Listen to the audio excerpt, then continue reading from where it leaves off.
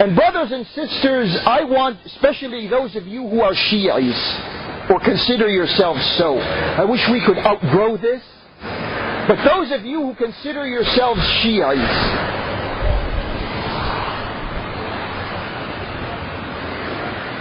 you are anxious to have an Imam Ali, and all of us are, and we wish history would have gone that way, to have succeeded the Prophet immediately when the Prophet passed away. And Abu Sufyan knew what many of you don't know today, that if Imam Ali was to become the successor to the Prophet immediately upon his death, there would have been a backlash of nationalism against him, and the problems that he was facing now in southern Iraq, he would have been facing in Al-Madinah immediately in those first years. Because look, these are the ones who were educated. They had the time of Abu Bakr and Umar and Uthman to educate themselves and to be convinced that Imam Ali is the successor to the Prophet. But here he is, he's saying, okay, if I want someone to represent me, let it be Ibn Abbas.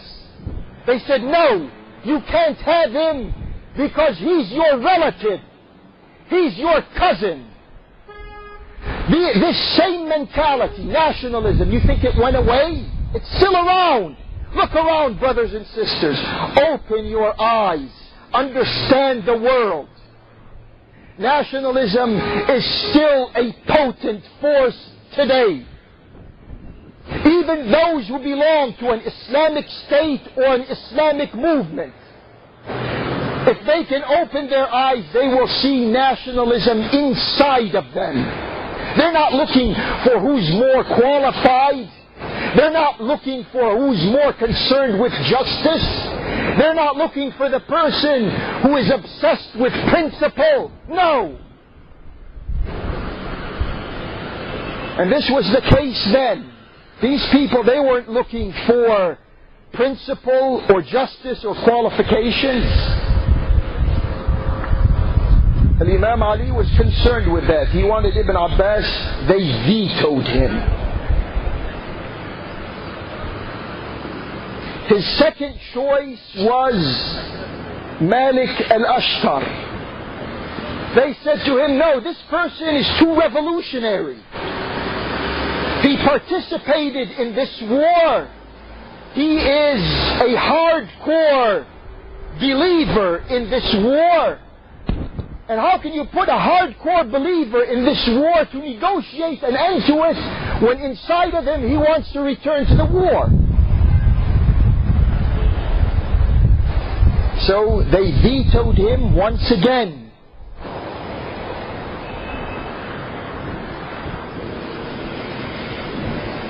Look at the other side. Amr ibn Al As. He was the counterpart of Malik al-Ashtar, Malik al-Nakhai. Why did the other side put him? If you people here on an Imam side are objecting to al-Ashtar as being the representatives of the Imam in these negotiations that are going to take place, then why don't you extend it to the other side also? And say, you people are placing a hawk to negotiate your side. We don't accept that. We don't accept it on your side, and we don't accept it on our side. To be fair to the subject. But they were not fair to the subject because they wanted this whole thing to end.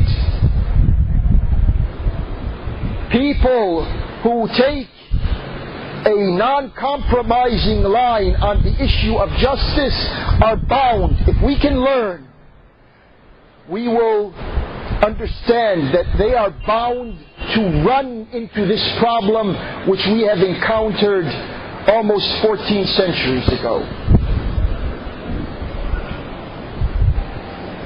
So now an Imam didn't want the arbitration, they forced it. He wanted certain individuals to represent him, they objected. And not only did they object, they came with the man that they wanted. Who did they want? They wanted Abu Musa al-Ash'ari. Abu Musa al-Ash'ari was the governor of Kufa for a while. And when he saw that there was a build-up of Muslims who are going to confront each other at the war front, he began to tell the people of Kufa, no, don't go to the war. And the people of Kufa were pro-Imam Ali. So this person was taking away from the war effort in previous months and years. And now they wanted him to represent the side that we are talking about. And they had it their way. What are you going to do? What can anyone do in these circumstances? And let's look at another element here.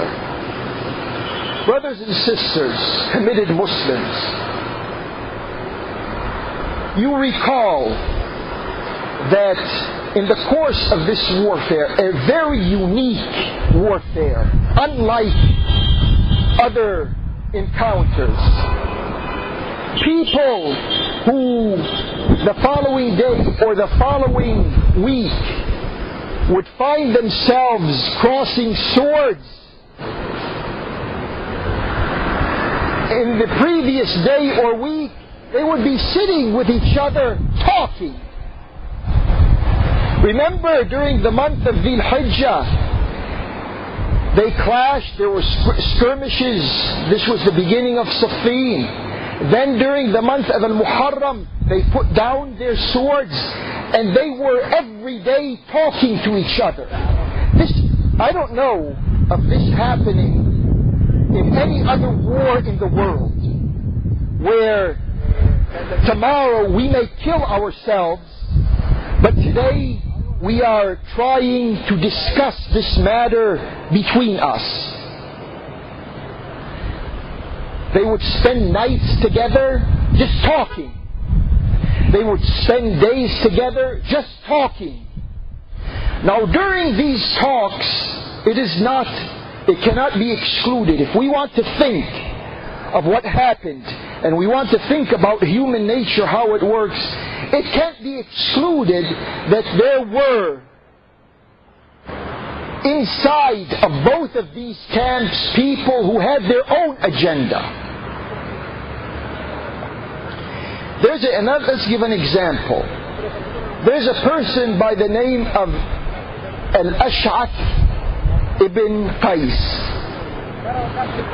This person became a Muslim during the lifetime of the Prophet sallallahu alaihi wasallam. And when the Prophet passed away, he became a murtad. And murtad doesn't mean only apostate. We'll make do with the word murtad. He became a murtad. He joined the effort against the Islamic authority in Al-Madinah. And when he saw that the irtidad was being defeated, was not going anywhere, he left his people among whom he was fighting, and he went to Al-Madinah, and he made up. He said, I made a mistake. I'm becoming a committed Muslim again. And I pay allegiance to the leadership in Al-Madinah. Not only that, he also married the sister of Abi Bakr. Her name was Farwa. He got married to her. He spent the time of Abi Bakr and Umar as more or less a regular, average, normal individual. And then during the time of Uthman, he was assigned to administer a territory in Persia.